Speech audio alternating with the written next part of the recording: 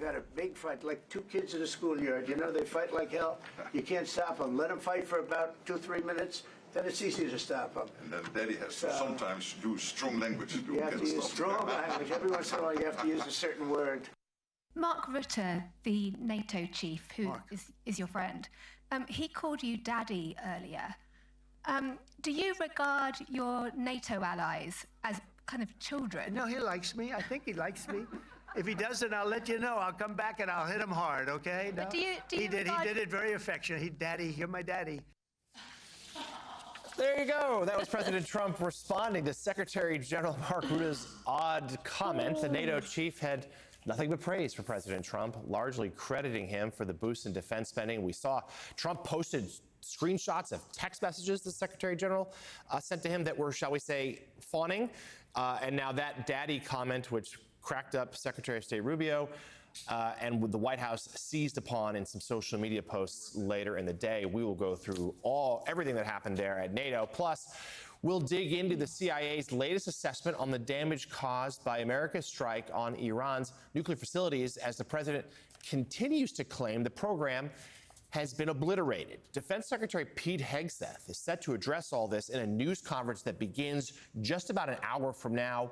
We'll bring that to you live. Welcome back to Morning Joe. It's Thursday, June 26th. I'm Jonathan Lemire.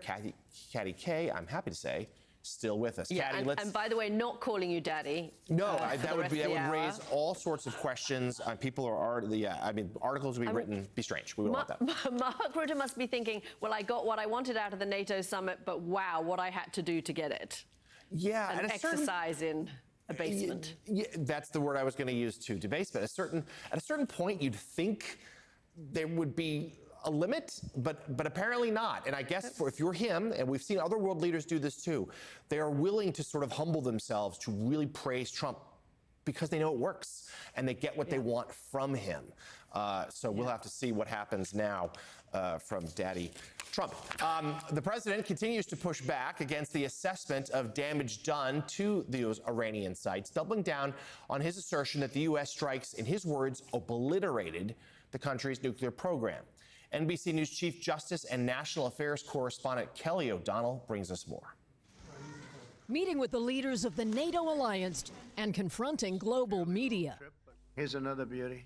President Trump came armed with his own battle damage assessments of U.S. airstrikes on Iran's nuclear sites. It was very, very successful. It was called obliteration.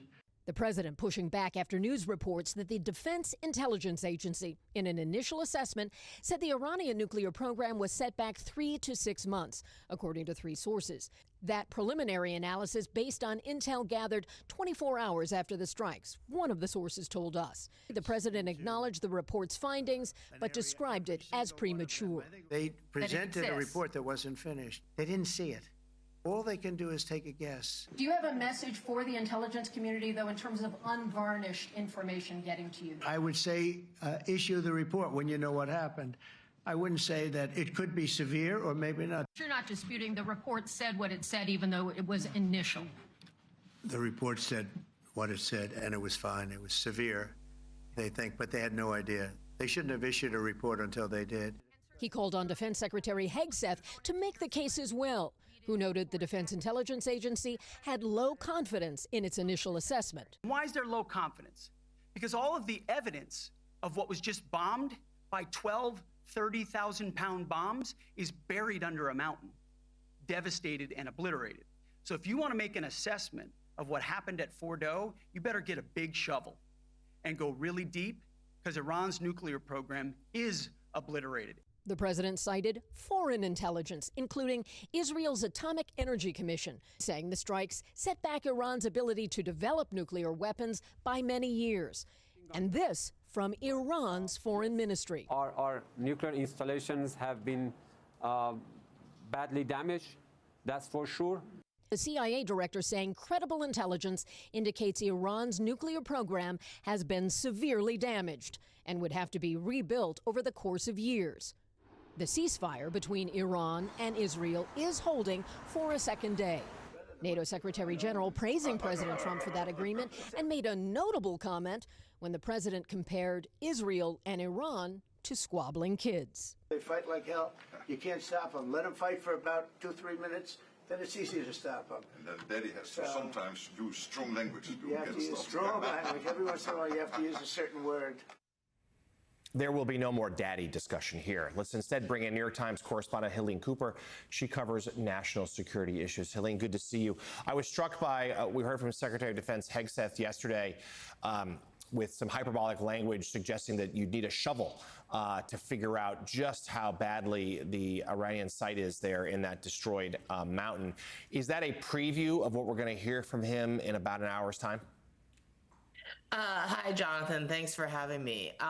Yes, but put aside Defense Secretary Hegseth, I think the important thing we're going to hear, what I want to hear in the next hour at this Pentagon press conference is what Dan Kane, the chairman of the Joint Chiefs of Staff, have to say. Defense Secretary Hegseth is an amplifier of anything that President Trump says or does, and he is very performative. But you saw flashes of that on Sunday at his first ever press conference at the Pentagon to announce the strikes and to talk about it, where he was, again, he used a lot of hyperbolic language. He repeated the word obliterated. He was very much there to amplify what President Trump said, which is the role that he has fashioned for himself. What was more interesting then, and will be very interesting today, is what Dan Kane, who was the retired 3-star Air Force general who President Trump brought back from retirement and made the chairman of the Joint Chiefs of Staff after he fired his previous one, has to say. Dan Kane is considered to be more measured. He, on Sunday, gave a much more sort of by the facts description of what they knew, what they did, and what they didn't do. There wasn't a lot of that hyperbolic language. And it was, this now, what we're going into, feels a little bit like a loyalty test for General Kane. Is he going to fall in line behind President Trump, or is he going to stick to his by-the-books sort of military, I'll tell you what we know and what we don't know, and I'll leave, all of the wilder descriptions to the politicians. So let's see what we get. Yeah, to your point, I reported a few days ago that the president privately grumbled about Kane's assessment, actually, and so with Vice President Vance, when they both acknowledged that, wait, we simply don't know yet how badly this was damaged. So, Helene, walk us through that, these different damage assessments that we're hearing from different agencies who are reaching slightly different conclusions. Talk to us about that process, and also, when do we think we'll get a more definitive answer? Obviously, it's really challenging to get access to what happened there in Iran. It's hard. We don't have people on the ground in Iran, despite what President Trump said yesterday at the press conference in The Hague. So this is the DIA assessment, was one that was an initial assessment. It was done 24 hours after the initial after the bombing, and you saw what that came out with. It said it may have set the Iran nuclear program back only some months, under a year. And there are other assessments underway. There's a CIA assessment now that John Ratcliffe talked about yesterday that says severely damaged, and that is more in line. None of the assessments that have come out since the bombing support President Trump's claim that the site was obliterated. But let's face it, they did drop 12